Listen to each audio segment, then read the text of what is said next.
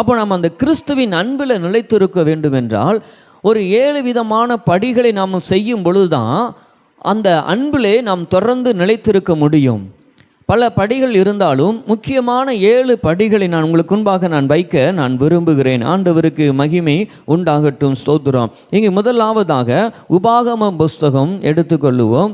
அங்கு உபாகமம் புஸ்தகத்தில் 6ஆம் அதிகாரம், உபாகமம் 6ஆம் அதிகாரத்திலே 5வது வசனத்தை நான் வாசிக்கிறேன், நீங்கள் கவனிங்க. அங்கு சொல்லப்படுகிறது, நீ உன் தேவனாகிய கர்த்தரிடத்தில் முழு இருதயத்தோடும் உன் முழு ஆத்மாவோடும் உன் முழு பலத்தோடும் அன்பு கூறுவாயாக. ஆமீன் சொல்லுவோமா? நல்ல கவனிங்க.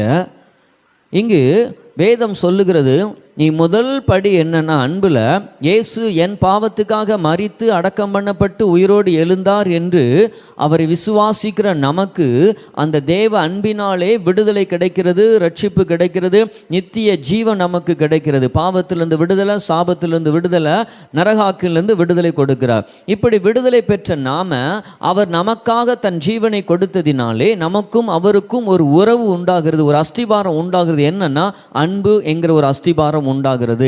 அப்போ இங்கு முதலாவது நம்ம இந்த அஸ்திபார கற்களில் முதல் கற்கள் என்ன அப்படின்னா ஸ்தோத்திரம்.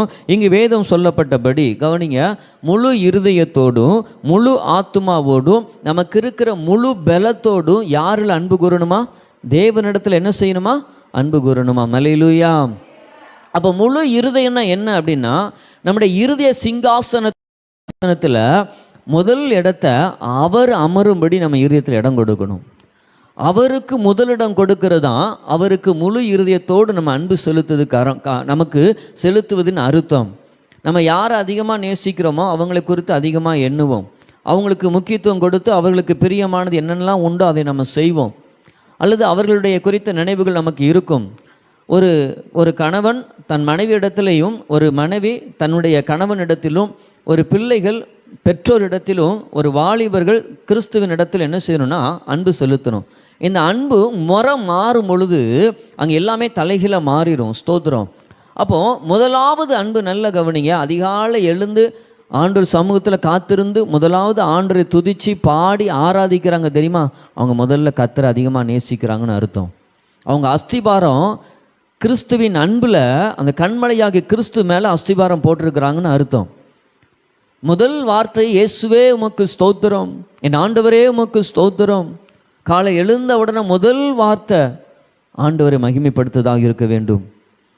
நம்முடைய எதை வேணாலும் அவருக்கு பிடிச்சிருக்கா நான் செய்கிறேன், இது அவருக்கு நான் ஜெபத்துக்கு முக்கியத்துவம் கொடுக்கிறது, முழு இருதயத்தோடு நேசிக்கிறது. நம்ம எதை செய்தாலும் ஸ்தோத்திரம் பண்ணி செய்வது, அவருக்கு முக்கியத்துவம் கொடுக்கிறது.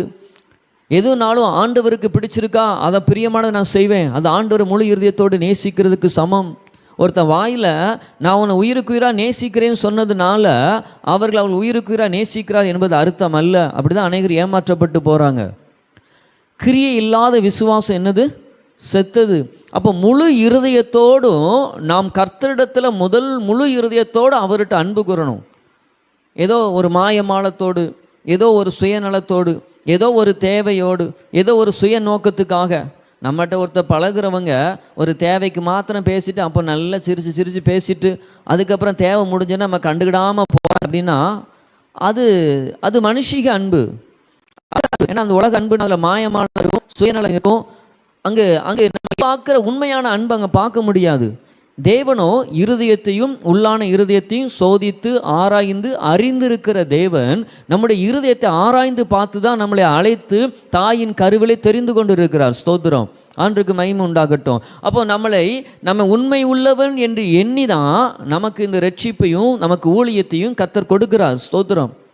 அப்போ நம்ம அவருக்கு கொடுத்தோம்னா நம்ம வீட்டில், நம்ம அலங்கத்தில் சுகமும் சமாதானமும் இருக்கும். அல்லேலூயா. நாம் இன்றைக்கி ஆண்டவரை அறகுறையாக நேசிக்கிறோம். ஒரு தேவைக்கு மாத்திரம் இயேசுவே, நம்மளோட ஜெபத்தை கவனிச்சு பாருங்கள். நம்ம 1 மணி நேரம் ஜெபம் பண்ணிட்டு ரெக்கார்ட் பண்ணிட்டு அதை போட்டு பாருங்கள். அந்த 1 மணி நேரம் ஜெபத்தில் என்ன இருக்கும் தெரியுமா? அங்கே 1 மணி நேரம் ஜெபத்தில் எனக்கு அதை தாரும், இதே காரியம், இப்படி தான் சுயநல ஜெபம் தான் இருக்கும். மற்றவங்களுக்காக ஜெபிக்கிற ஜெபம் இருக்காது, தேசங்களுக்காக ஜெபிக்கிற ஜெபம் இருக்காது, தன்னை எதிரிகள் சத்துருவுகளுக்காக ஜெபிக்கிற ஜெபம் இருக்காது. ஸ்தோத்திரம். அங்கு நம்ம வாழ்நாள் முழுதும் ஆண்டுகிட்ட நம்ம ரட்சிக்கப்பட்டனாலிருந்து மறிக்கிற வரைக்கும் நம்ம அந்த விண்ணப்பத்தை வைக்கிறது தவறல்ல, ஜெபிக்கலாம். பட் நீங்கள் ஆண்டவர் அதிகமாக நேசிச்சின்னா உங்கள் ஜெபத்தில் எப்பொழுதும் ஆண்டவர் பிரியப்படுத்துகிற மாதிரி துதியின் வார்த்தைகளும் நன்றியின் வார்த்தைகளும் அவர் உயர்த்துகிற காரியமும் இருந்து, ஆண்டவரே நான் என்ன செய்யணும் என்று சொல்லி அவரிடத்துல அன்பை வாரி வாரி கொடுத்துக்கிட்டே இருக்க முடியும். அன்புக்கு ஒரு டெஃபினேஷன் சொல்லப்போனால், சரியாக சொல்லப்போனால், அன்புக்கு நீளமும் கிடையாது, உயரமும் கிடையாது, ஆழமும் கிடையாது, அகலமும் கிடையாது, அதுக்கு எல்லையே கிடையாது. ஆமீன் சொல்லுவோமா? எவ்வளவுக்கு எவ்வளோ அன்பு கொடுத்தாலும் அந்த அன்புக்கு முடிவு என்பது கிடையாது. அர்த்தம் என்ன தெரியுமா? நம்ம ஒரு நேசிக்கிறோம், திருமணம் அனுப்புகிற கணவனை நம்ம 10 வருஷம் 15 வருஷம் 20 வருஷம் நம்ம நேசிக்கிறோம். அந்த அன்பில் அன்றைக்கு நேசித்ததை விட அந்த அன்பு கூடிக்கிட்டே இருக்கும் தெரியுமா? அந்த அன்பில் குறைவில்லாமல் இருக்கும் தெரியுமா? அந்த அன்பு விலையேற பெற்ற ஒரு அன்பு. அந்த அன்புக்கு அது வற்றாத நதியை போல அந்த அன்பு எப்போதும் பொங்கி வழிந்து கொண்டே இருக்கும். அல்லேலூயா! உண்மையான அன்பு இருந்தால் அதில் வாடல் வராது, அதில் சோர்வு வராது, அதில் பல கேள்விகள் எழும்பாது. அதான் ஆண்டவர் சொல்கிறாரு, உன் முழு இருதயத்தோடும், அறகுறையான அல்ல, சுயநலமாக அல்ல, உன் முழு இருதயத்தோடு என்னிடத்தில் அன்பு கூறு என்று சொல்லுகிறார். அல்லேலூயா! உன் வாழ்க்கையில் நீ எதை செஞ்சாலும் முதல்ல ஆண்டுகிட்ட கேட்டுட்டு, நம்ம வீட்டில் பாருங்கள், நம்ம எதை செஞ்சாலும் உடனே நம்ம அம்மா அப்பாட்ட கேட்குறோம், அல்லது நமக்கு ஸ்தோத்திரம் மதிக்கிறவங்ககிட்ட கேட்குறோம். ஒரு மனைவியானால் கணவன்கிட்ட மாத்திரம்தான் முதல்ல கேட்கணும். அதுதான் நியாயம், அதுதான் நீதி. அப்போது நமக்கு முக்கியத்துவம் கொடுத்தவங்ககிட்ட ஒரு கேட்டுட்டு ஒரு காரியத்தை செய்கிறோம். அதே போல் நம்ம வாழ்க்கையில் எதை செஞ்சாலும் ஆண்டவருக்கு பிரியமாக இருக்குதா, அது ஆண்டவருக்கு சித்தமாக, ஆண்டவருக்கு பிடிச்சிருக்குமான்னு மாத்திரம் பார்த்துட்டு செஞ்சு பாருங்களேன். நீங்கள் முழு இருதயத்தோடு ஆண்டவரை நேசிக்கிறீங்க. அல்லேலூயா! கால் இருட்டோடு எழுந்து ஆண்டவரை தேடுறீங்க பார்த்தீங்களா? நீங்கள் ஆண்டவரை அதிகமாக நேசிக்கிறேன்னு அர்த்தம். அதிகாலை எழுந்து கண்ணை விழித்து ஜெபம் பண்ணுறது கஷ்டப்படுங்க தெரியுமா? ஸ்தோத்திரம். சிலர் தாகப்படுறாங்க, ஆனால் முடியலை, அது வேறு காரியம். அதே நேரத்தில் நமக்கு அந்த அன்பே இல்லாமல் ஏதோ கடமைக்கு எஞ்சி 2 நிமிஷம் ஸ்தோத்திரம் பண்ணிட்டு நம்ம வேலையை பார்க்க போகிறோம் பார்த்தீங்களா? அது அன்பு குறைவான அன்புதை பார்க்குறோம். தேவ பிள்ளைகளை, முதலாவது நம்ம முழு இருதயத்தோடு நம்ம தேவனிடத்தில் என்ன செய்யணும்னா அன்பு செலுத்தணும். அது நம்முடைய அஸ்திபாரத்தின் முதல் கற்களாக இருக்கிறது. 2வது ஒரு காரியமாக ஆண்டவருக்கு மகிமை உண்டாகட்டும். ஸ்தோத்திரம். லேவியராகமம் 19ஆம் அதிகாரம் 18வது வசனத்தை, லேவியராகமம் 19ஆம் அதிகாரத்தை எடுத்துக்கொண்டு ஸ்தோத்திரம், அதிலே 18வது வசனத்தை வாசிக்கிறேன், கவனிங்க. பழிக்கு பழி வாங்காமலும் உன் ஜனபுத்திர மேல் பொறாமை கொள்ளாமலும் உன்னில் நீ அன்பு கூறுவது போல நீ பிறனிலும் அன்பு கூறுவாயாக, நான் கர்த்தர். ஆமேன் சொல்லுவோமா? அல்லேலூயா! 2வது அன்பின் அஸ்திபார கல் என்ன அப்படின்னா, ஸ்தோத்திரங்க, கவனிங்க. நீ உன்னில் அன்பு கூறுவதை போல பிறனில் என்ன செய்யணுமா? அன்பு கூறணுமா? இது ரொம்ப கஷ்டம். இது நடைமுறைக்கு ரொம்ப கஷ்டம். இன்னைக்கு பகைக்காத மனுஷன் இல்லை, எதிரி இல்லாத மனுஷன் அல்ல.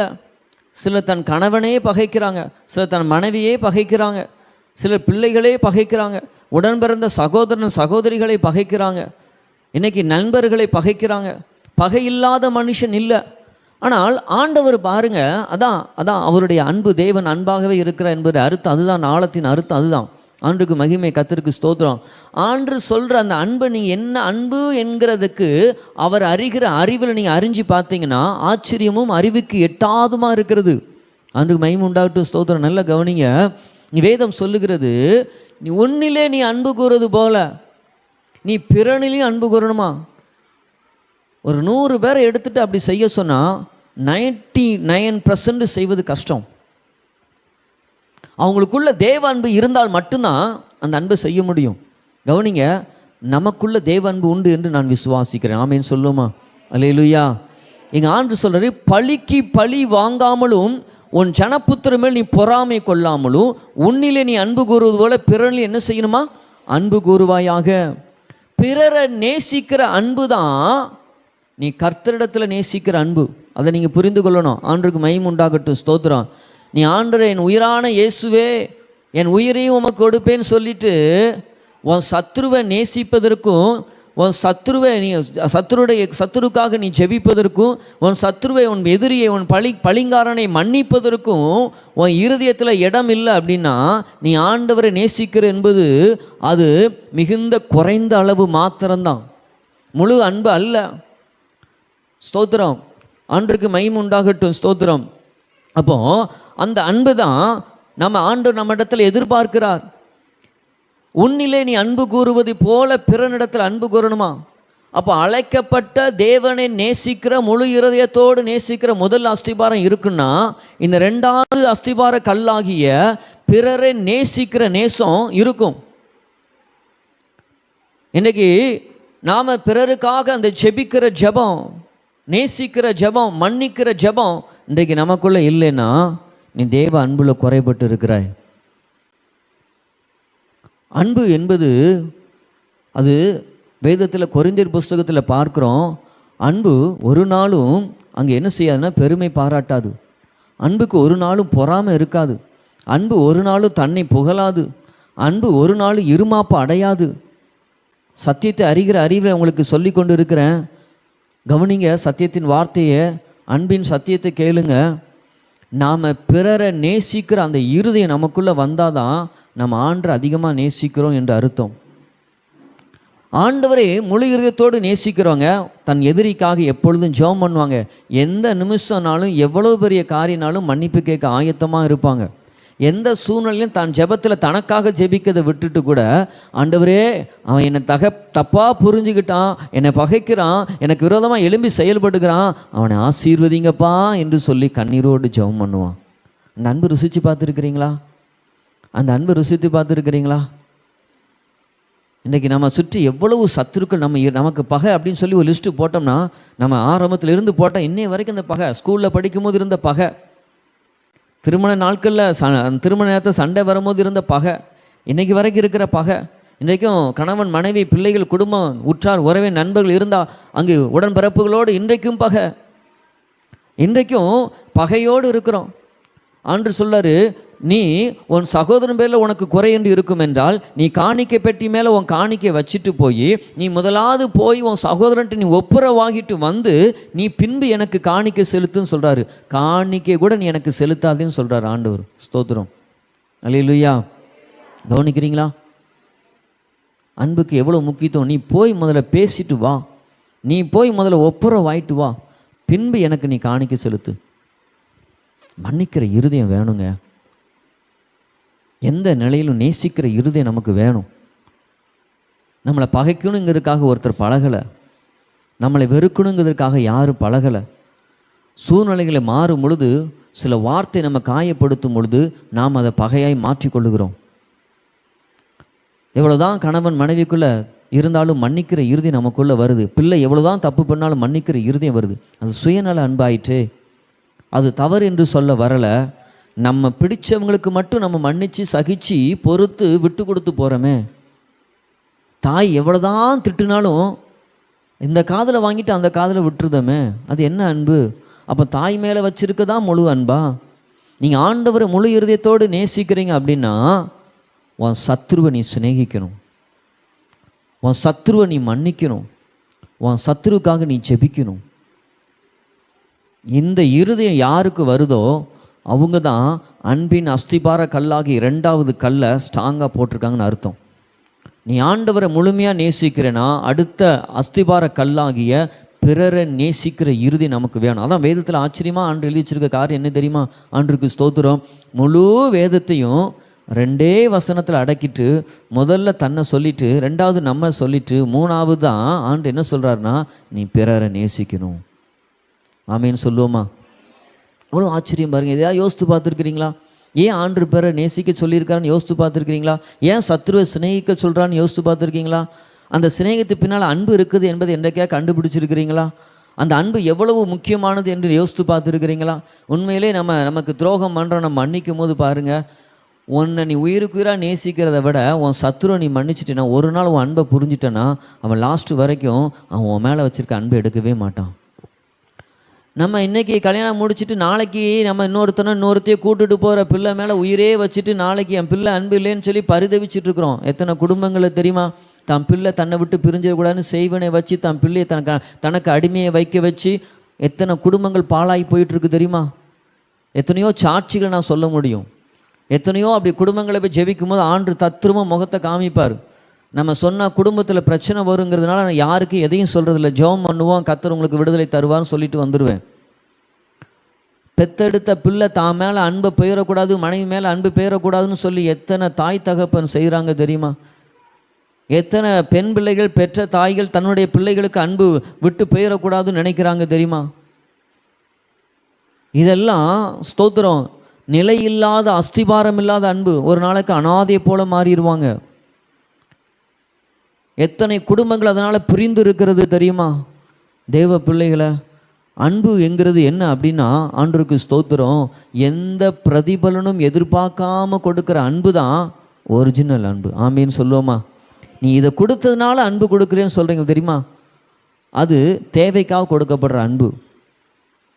ஆண்டவர் சொல்கிறாரு, அன்பில் உயர்ந்த அன்பு சொல்லும்போது அவரே ஒரு வார்த்தை டெஃபினேஷன் கொடுக்கும்போது சொல்கிறாரு, ஒருவன் தன் நண்பனுக்காக தன் ஜீவனையும் கொடுக்குற அன்பை விட இந்த உலகத்தில் உயர்ந்த அன்பு என்று ஒன்றுமே கிடையாதான். ஆமீன்னு சொல்லுவோமா? தான் ஜீவனை கூட ஒரு பொருட்டாக நினைக்காம அவன் என் மேலே அன்பு வச்சுட்டான், அவனுக்காக என் ஜீவனையே நான் கொடுப்பேன்னு சொல்கிறான் தெரியுமா? அவன் வாழ்க்கையில் எத்தனை பேரை அன்பு கொடுத்தாலும் சரி, தான் தாய் தகப்பனை விட, தான் நேசிக்கிற எல்லாரை விட ஒரு படி தன் இருதயத்தில் அவனுக்குன்னு வச்சிருக்கிற இடத்த யாராலும் பறிக்க முடியாது. ஆமீன்னு சொல்லுவோமா? ஆண்டு இயேசு கிறிஸ்து தேவன் மகிமை கத்து ஸ்தோத்திரம். கவனிங்க, இயேசு நமக்கு அந்த அன்பை தான் கொடுத்துருக்கிறார். அன்பை ருசிச்சு பாருங்க. கர்த்தர் நல்லவர் என்பது ருசிச்சு பார்த்து, அந்த அன்பை ருசித்தவங்களுக்கு தான் அந்த அன்பினுடைய வாசனையும் அந்த அன்பினுடைய ஸ்தோத்திரம், அந்த அன்பினுடைய விலைக்கரையும் புரியும். அன்புன்னு என்னன்னு தெரியாதவங்களுக்கு தியாகத்தை பற்றி ஒன்றும் தெரியாது, அர்ப்பணிப்பை பற்றி ஒன்றும் தெரியாது, மன்னிக்கிறதை பற்றி ஒன்றுமே தெரியாது. அவங்க விலைக்கரையை தன்னை ஜீவனை கொடுத்து குடும்பத்தை காப்பாற்றுறாங்க, மற்றவங்க நமக்கு நன்மை செய்கிறாங்க, அந்த அன்பெல்லாம் புரியாது, தெரியாது, அறியாது. அன்பு அது விலையேற பெற்றது. உன் சத்ருவை நீ எப்போ நேசிக்க உன் இருதயம் ஆயத்தப்படுதோ, உன்னுடைய ஸ்தோத்திரம் கணவனோ மாமியாரோ மாமனாரோ அல்லது குடும்பமோ நபர்களோ அத்தனை பேரையும் நேசிக்கிற இருதயம் நமக்கு வேணும். எத்தனையோ எனக்கு சத்துருக்கள் வராங்க, எவ்வளவோ பேர் இருக்கிறாங்க, அவ்வளோ பேரையும் நான் நேசிக்கிறேன், அவ்வளோ பேர்களையும் நான் மன்னிக்கிறேன். ஏன்னா கிறிஸ்துவின் அன்பு நமக்குள்ளே இருக்கும் என்றால் அந்த மன்னிக்கிற இருதயம், நமக்கு செய்த தீமையை சகிக்கிற எண்ணமும் நமக்குள்ளே இருக்கணும். யோபு சொல்கிறான் பாருங்க, ஆச்சரியமா, அவர் கையில் நன்மை நாம் பெற்றுட்டோம், அவர் நமக்கு தீமை தர்றாரு, அதை வாங்கி கொள்ள வேண்டாமா? மனைவியை பார்த்து பைத்தியக்காரி போல பேசுகிறேன் சொல்கிறாரு. தீமை சகிப்பதற்கு தீமை வாங்குறதுக்கு யார்? தெய்வ பிள்ளைகளை, நம்ம சத்துருக்களை நேசிக்கிற இருதயம் நமக்குள்ளே இருக்கணும். ஆமேன்னு சொல்லுவோமா? நீ உன் இருதயத்தில் கடினமும் மன்னியாத தன்மையும் நேசிக்கிற தன்மையும் ஸ்தோத்திரம் அவளுக்காக ஜெபிக்கிற தன்மை இல்லைன்னா, கிறிஸ்து அன்பு இருக்குதுன்னு சொன்னேன்னா, நீ உன்னுடைய அன்பு குறைவு இருக்கிறது இல்லை, நீ கிறிஸ்துவ அன்பை நீ குறைபட்டு இருக்கிறாய், அல்லது நீ ஒரு பொய்யனாகவும் இருக்கிறாய். அந்த ஆண்டவர் சொல்ற, நீ ஆதியில் இருந்த அன்பை விட்டாய் என்று உன் பேரிலே குறைவு உண்டு. கவனிக்கிறீங்களா? ஸ்தோத்திரம். அல்லேலூயா, அல்லேலூயா. அன்பின் படிகளை சொல்லி கொண்டு இருக்கிறேன். உன் இருதயத்தின் கதவை திறந்து உன் ஆத்துமா கண்கள் திறக்கப்பட்டு ஆவியான உன் இருதயத்தில் அந்த விதையை விதைக்க பரிசுத்த ஆவியானவர் நமக்கு கிருபை செய்யட்டும். ஸ்தோத்திரம். பிறரை நேசிக்கிற அன்பு வேணும்னு ஆண்டவர்கிட்ட கேளுங்க. நீ முழு இருதயத்தை அவர் கொடுத்துட்டீங்கன்னா நீ கேட்கவே வேண்டாம், உன்னை அறியாமல் எல்லாரையும் நேசிப்ப, எப்போனாலும் நீ மன்னிப்ப, எப்போனாலும் உங்களுக்கு நீ ஜெபம் பண்ணுவ. தெய்வ பிள்ளைகளை, சத்துருவை சிநேகிக்கிறது என்பது அன்பு. அந்த சிநேகம் என்பது நட்பு குறிக்கிறது. வேதம் சொல்லுகிறது, உன் சத்துருவை நீ சிநேகிக்கணுமா? நீ நேசிக்கிற உன் நண்பனை போல உன் சத்துருவை நீ சிநேகிக்கணுமா? ஒருவேளை அந்த சத்தியம் உங்களுக்கு புரியாமல் இருக்கலாம். ஆனால் கர்த்தருடைய அன்பை ருசித்தவங்க மற்றவங்கள நான் மன்னிக்காமல் வாழ முடியாதுங்க. அடுத்த நிமிஷமே அழுது, ஆண்டவரே அவன் அறியாமல் செய்கிறான் மன்னியும். ஏசு கிறிஸ்து அன்பு நான் சொல்லட்டுமா? சிலுவையில் அறைந்து அந்த கோலம் அந்த பாடில் தொங்கிட்டு இருக்கிறாரு. ரத்தம் சொட்டிக்கிட்டே இருக்குது. ஏற்கனவே முதுகெல்லாம் உளப்பட்டு ரத்தம் சொட்டப்பட்டாச்சு. அவருக்கு ஒரு மருந்து கிடையாது, அங்கு தாகத்துக்கு தண்ணி கிடையாது. அவ்வளவு அடி, அவ்வளவு வேதனை, இழுத்துட்டு போகிறாங்க. சிலுவையை சுமந்துக்கிட்டு கொழுதாம் மலை மேலே ஏறி போகிறாரு. அங்கு கைகளையும் கால்களையும் ஆணி அறையப்படுது. அங்கே ஏற்கனவே கொடுமை. அங்கே தலையில் முள்முடி சூட்டப்பட்டு அந்த முள்முடி, ஒரு முள்முடி 8 தேள் கொட்டினா எவ்வளோ விஷமோ அந்த அளவுக்கு கொடிதான முள்ளுடைய விஷம் என்று சரித்திரத்தில் சிலர் சொல்லுகிறார்கள். அப்படிப்பட்ட ஒரு கடுக்கான அந்த வேதனையை சகித்துட்டு இருக்கிறாரு. அதன் நடுவில் அவர் கைகளையும்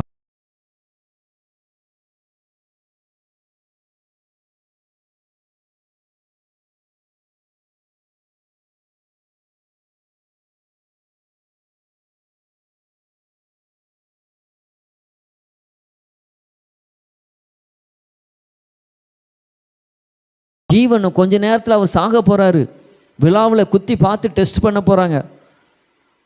அப்போ சொல்றாரு, ஆண்டவரே இவர்கள் அறியாம செய்கிறாங்க, பாவத்தை மன்னிங்க ஆண்டவரே என்று சொல்றார். எப்படிப்பட்ட ஒரு இருதயம் பாருங்க. மன்னிப்பதற்கு இயேசுவை விட முன்மாதிரி வேற யாரை வைக்க முடியும்? ஜீவன் போகும்போது மன்னிக்க நினைக்கிறார் பாருங்க. அதுதான் கிறிஸ்துவின் அன்புங்கிறது. அதுதான் நமக்கு முன்மாதிரி அன்புங்கிறது. அத்தனை பேரையும் மன்னிக்க சொல்றாரு. நாம் அப்படி இல்லை. ஒரு சின்ன கையில் வெட்டுப்பட்டுட்டா போதும், செவுட்டில் அடிச்சிட்டா போதும், இல்லை ஒரு வார்த்தையை சொல்லிட்டா போதும், சாகிற வரைக்கும் மோத்த முழிக்க மாட்டோம். என்னங்க வாழ்க்கை? உலக மனுஷனுக்கும் கிறிஸ்தவர்களுக்கும் என்ன வித்தியாசம் இருக்கிறது? ரட்சிக்கப்பட்ட நமக்கும் கிறிஸ்து அன்பு ருசிக்கிற நமக்கும் உலகத்தின் அன்பு கூறுகிற மனுஷனுக்கும் என்ன வித்தியாசம் இருக்கிறது? எதை நேசிக்கிறோம்? நம்ம ட்ரெஸ்ஸை நேசிக்கிறோம், முகத்தை நேசிக்கிறோம், கண்ணை நேசிக்கிறோம், காதை நேசிக்கிறோம், கையை நேசிக்கிறோம், மற்றவங்க நம்ம நேசிச்சா சந்தோஷப்படுதோம். என்ன ஸ்தோத்திரம்! அந்த அன்புகள் என்பது அங்கு தேவ அன்பை நம்ம புரிந்து கொள்ளணும். பிறரை நேசிக்கிற இருதயம் இல்லை அப்படின்னா நீ தேவ அன்பில் குறைபட்டு இருக்கிறீங்க. தேவ அன்பில் நீங்கள் விட்டு தூரமாக இருக்கிறீங்க. உன்னிடத்துல தேவ அன்பு குறைபட்டு இருக்கிறபடினால தான் தேவ பிரசன்னத்தை உணர முடியல, தேவ சத்தத்தை கேட்க முடியல, தேவ வார்த்தையை கேட்க முடியல, தேவனுக்கு ஏற்றபடி பிரியமாக நடக்க முடியல, இருதயத்தில் சமாதானம் இல்லை, சந்தோஷம் இல்லை, அநேக நெருக்கம், தடைகள், போராட்டங்கள், கட்டுகள், எத்தனை எத்தனை எத்தனை பாடுகளை சுமந்து செல்ல ஆயத்தமாக இருக்கிறோம். இருதயத்தில் இருக்கிற அந்த கசப்பையும் வெறுப்பையும் மன்னிக்கிற தன்மையும் இல்லாதபடி இருக்கிறதுனால சாகிற வரைக்கும் மனுஷன் பாடுபட இந்த உலகத்தின் வேதனையை சுமக்க ரெடியாக இருக்கிறான், மன்னிக்க ரெடியாக இல்லை. மன்னிப்பு என்ற வார்த்தையை கேட்டாலே அவனுக்கு கசக்கிறது அவர்களுக்கெல்லாம். நீ ஆண்டவரை நேசிக்கிறேன் என்று எந்த முகத்தை வைத்து கொண்டு பேசுகிறீர்கள்? எந்த அளவுக்கு நீங்கள் வேதத்தை கையில் எடுத்து வாசித்து இருக்கிறீங்க? வேதம் எந்த அளவுக்கு உள்ளத்தில் பேசினது? கிறிஸ்துவின் அன்பு என்று பறைசாற்ற உங்களுக்குள்ள மன்னிக்கிற சுபாவமும் உன் பகைஞனை நேசிக்கிற சுபாவம் இல்லவிட்டால் அந்த அன்பிலே போலி கலந்திருக்கிறது, அந்த அன்பிலே சுயம் கலந்திருக்கிறது. உன் தேவைக்கு மாத்திரம் நீ கர்த்தரை நேசிக்கிறாய், நீ எப்படி நித்திய ஜீவனை சோந்தரிப்பாய்? நீ சோந்தரிக்கும்படி உன் இருதயத்தில் நீ எண்ணுகிறது என்ன? வார்த்தைக்கு கீழ்ப்படுகிற அந்த பகையனை நேசிக்கிற ஒரு அன்பு கூட இல்லை அப்படின்னா நீ எந்த விதத்தில் ஆண்டு நீ கொடுக்கிற அன்பு அவர் ஏற்றுக்கொள்ளுவார்? முழு இருதயத்தை கொடுக்கிறேன்னு சொல்லிட்டு ரெண்டாவது படியை கூட நீ தாண்டலை அப்படின்னா எப்படி நீ ஆண்டவருடைய அன்பை எட்டி பிடிக்க முடியும்? எப்படி கர்த்தருடைய அன்பை ருசிக்க முடியும்? எப்படி கர்த்தருடைய அன்பில் நிலைத்திருக்க முடியும்? நீ பிறரை நேசித்தால் மாத்திரம்தான் கர்த்தர் அன்பில் நிலைத்திருக்க முடியும். அல்லேலூயா. உபவாசம் இருந்தாவது, ஆண்டவர் சமூகத்தில் கதறி அழுதாவது, நீ நேரடியாக மனுஷன்ட்ட போய் மன்னிப்பு கேட்டாலும் முதல்ல ஆண்டிடத்தை சமூகத்தில் நின்று ஆண்டவரே என் சத்துருவை நான் மன்னிக்கிறேன்னு சொல்லி அவன் இருதயத்தில் ஆண்டிடத்தில் நீங்கள் ஒப்புரவாகி பாருங்க. அதுதான் தேவன் நம்ம இடத்துல எதிர்பார்க்கிற ஒரு அன்பு, நம்ம நேசிக்கிற ஒரு அன்பு.